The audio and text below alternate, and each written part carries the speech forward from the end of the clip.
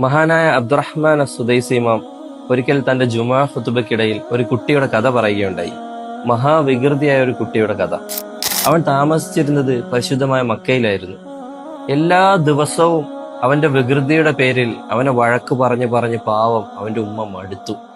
അങ്ങനെ ഒരു ദിവസം വീട്ടിലേക്ക് വരുന്ന അതിഥികൾക്ക് ഭക്ഷണം തയ്യാറാക്കിക്കൊണ്ടിരിക്കവേ ആ കുഞ്ഞു കുട്ടി അല്പം മണല് വാരി ആ ഭക്ഷണത്തിലേക്ക് ഇട്ടു.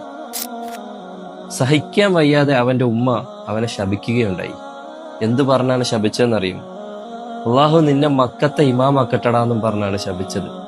ഇത് പറഞ്ഞതിന് ശേഷം വിങ്ങി പൊട്ടിക്കൊണ്ട് തന്റെ മുമ്പിലിരിക്കുന്ന ജനങ്ങളോട് അദ്ദേഹം ചോദിക്കുകയുണ്ടായി, നിങ്ങൾക്കറിയാമോ ആ കുട്ടി ആരാണെന്ന്?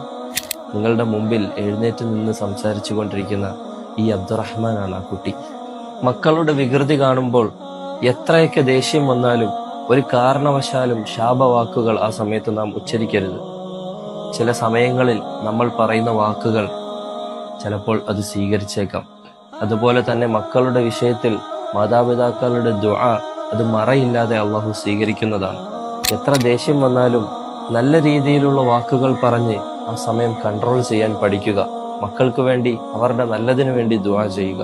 അള്ളാഹു നമ്മളെല്ലാം സാലിഹ്യങ്ങളിൽ ഉൾപ്പെടുത്തി അനുഗ്രഹിക്കുമാറാകട്ടെ. അസ്സലാമു അലൈക്കും വറഹ്മത്തുള്ളാഹി.